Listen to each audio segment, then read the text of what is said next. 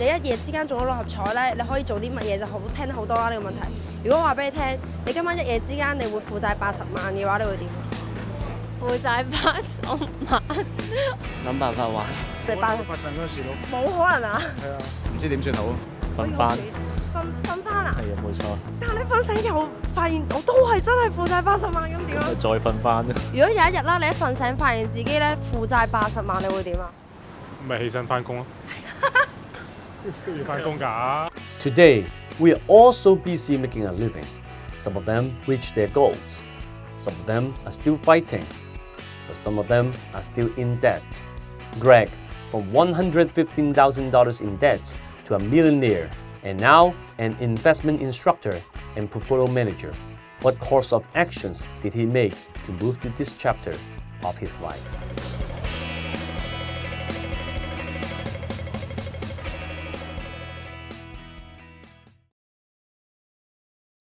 咁啊，諗翻嗰陣時。Well, first of all, I think that when we are in debt, we really have to prioritize the debts. What do I mean? Because there are some of the debts that we really have to pay them off. For example, some debts that with high interest and some of the debts that with lower interest. For example, around 30% of the debts are actually from the friends of my mother. So I really wasn't in such a rush to pay off the debts. So I know it wasn't really good, but at that time I really needed the capital for me to get out of the hole. So if you are in the similar situation, first of all, don't give up. But the second thing you should do is to prioritize which debts that you should pay off now and which you don't. So if you have the chance to defer or procrastinate just a little bit of paying off the debts, that would be really, really good. 呢一關係一定過到嘅。你會慳啲使啦，或者可能借錢啊，或者whatever你想會做啲乜嘢去還呢條數？可能呆咗，但係都唔知點算咯。即係翻多啲工咯，做多幾份 part time 咯。努力工作啦。會唔會揾到啲錢，可能諗下其他辦法，仲會將嚿錢滾大啲咁樣？冇啊，腳踏實地好啲。其實我覺得第二個問題， The second point that I suggest is that people will always think of any alternatives to make big money in a really short time. But I suggest that you should keep your job. For example, in 2006 and 2007, the stock market and housing market is booming. Everyone is just invest, right? People all went to forums saying that I quit my job today, and because there's another of my friend quit their job and just full-time trading. Okay, but even if you can find an asset or even a house that can make your asset and your wealth triple or quadruple, that's nothing when you have no capital in hand. Okay, so keeping a job is really, really important. So now in my company, before I hire all of them, I really have a background track. All of them behind me are in great debts. 佢哋一定要保住份工㗎，係啦，咁然後咧，第三個 The third one, I suggest to minimize your expense. This is what we always understand, but it's always easier said than done. So what I did for myself is that every single month I was living with my parents. I limited myself to spending for $500 per month. So how could I do that? First of all, when my friends want to go out and have a drink, I refuse. No more karaoke, no more shopping, no more fancy stuff like cell phone and cars. That is really, really tough. So saying that is really easy, but doing that you will always have all kinds of excuses to do. For example, I'm so tired, I will really have a good massage, or I really need to relax to go traveling. Think about that. At the end of the day, if you earn $10,000, if you spend $10,000, and your capital will be zero. If you earn 1 million, but you spend 1 million, your capital is also zero. So this is a lifetime homework that we should do. But I remember one time there was only around $10 to $20 USD in my bank account. So I was doing some tutoring for more money in Hong Kong. So you know there are lots of food in Hong Kong that is really yummy. So I remember every single day I just took another path. So in order for me not to smell the food, and I would be really far away from the attraction to save some money. So my way is that if I spend more than $500, I should write around a 10-page report to myself every month. So luckily I could do that most of the time, but unluckily I didn't do that quite a number of times. But not until today that I finally understand this action of punishment is really weird. But that's okay, I achieved my purpose.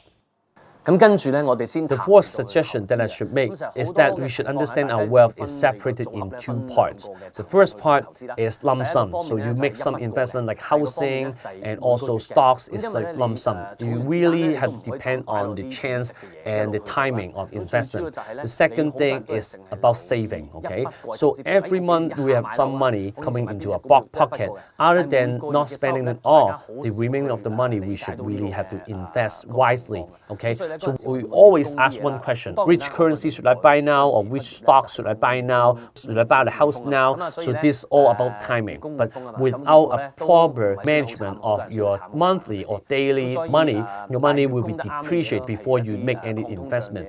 So I suggest you can invest in something like gold or currencies monthly or indexes monthly. So one way that you can really protect yourself from any depreciation and inflation, and the second one, you can save your money and accumulate your wealth, and to prevent that you spend all your money. So when the chance comes, let's say when the chance comes in buying a house, you will have the money. So sometimes it's not that we don't have the guts to buy a house. It's sometimes that, oh, we understand we really have to buy a house, but we don't have money. That's really, really bad. 月供都係大家要留意下啦。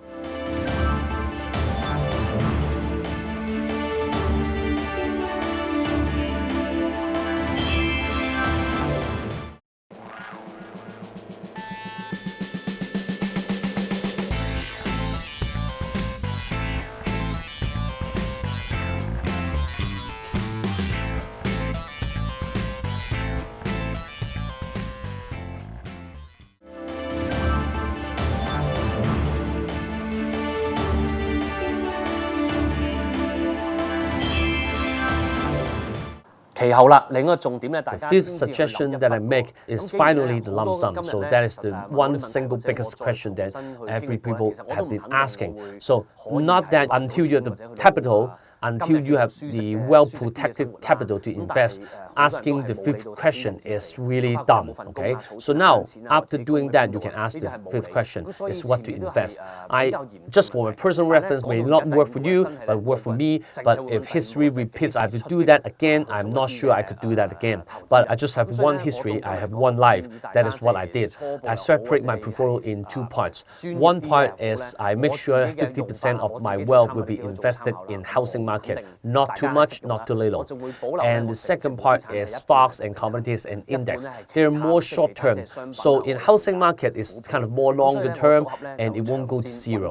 And for the stocks and commodities, stocks can also go to zero. But in the short term, you may have high return. So that's why once you have a good timing to invest, you can invest in this portfolio. So that leads me to the sixth suggestion that I make is the timing. So we always think that all the stock markets and housing markets will really full of news and really fluctuate, and things just change daily or hourly or in seconds.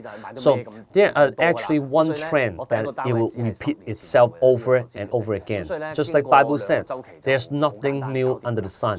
Everything is repeating itself. There's one thing that is repeating itself, but we always ignore and neglect it. That is the bull and bear market, which is the economy expansion and recession. So how should we define it? I've talked about it before, but the point is, if you want to be professional in one thing, one detailed thing in investment, don't make ourselves a pro in analyzing today is bull market or bear market. That is the only timing that you should make. The mistakes will be really minimal and the return will be a lot better. And the timing cost that you spend will be a lot less. So that is the timing when there's no bubble and the bubble is not going to burst, you can invest in anything. For example, housing market and stock market. And in comparison to someone who doesn't really care about this cycle, because this cycle is repeating itself every 5 to 10 years, right? And he buys his house at the peak. So that is a really different story. Just the homework that you do for minutes or even days, but it saves you for going into troubles for 5 to 10 years. Because if you miss this cycle and the next cycle is 10 years. So how many 10 years do we have in the life? So if you want to be a pro in this area. 我建議大家去諗一樣嘢啦。 So the last one is not as technical, it's mentality, but it's really difficult. Think about it, when you are in debt or your goals are really far away, of course, you really have to set your goal reasonably or set your goal that is really far, but it's not unreachable, okay? So when people is in this all kind of this situation, they will think of risk taking. They will go gamble, they will doing all kind of unreasonable businesses or short-term investment speculations, right? So think about that. How many people who actually went bankrupt and died before one or two of them became successful and published a book? So myself is different from other stories. I don't believe in miracles. If there's even a miracle, think about that. Definition of miracle, everyone is different. For example, you think that miracle is 1 in millions. For example, you think that 1 is thousands is really a miracle, right? So if you are in debt or your goals are really, really far away, think about that. If you do something that is wanting a miracle to come to you, it's 1 in every thousands, okay? So you just live your life once. I tried again. I started investing in 1997 in the tech bubble and also the subprime mortgage, SARS, and the 9/11. I experienced everything. Just tell yourself you can't go all in for the miracles. I suggest that we really have to go stable, step by step, baby steps. Yes, that's really little, but you're really making sure that you're moving forward always, okay? So one day you will reach your goal. So with smart decision and timing, you can reach your goal faster. But miracle, the risk is really high. Today, I think that everything is an option. It's for option for you to choose. If you choose to believe in miracle, 1 in millions, or if you choose to do your homework and take baby steps, that's your call.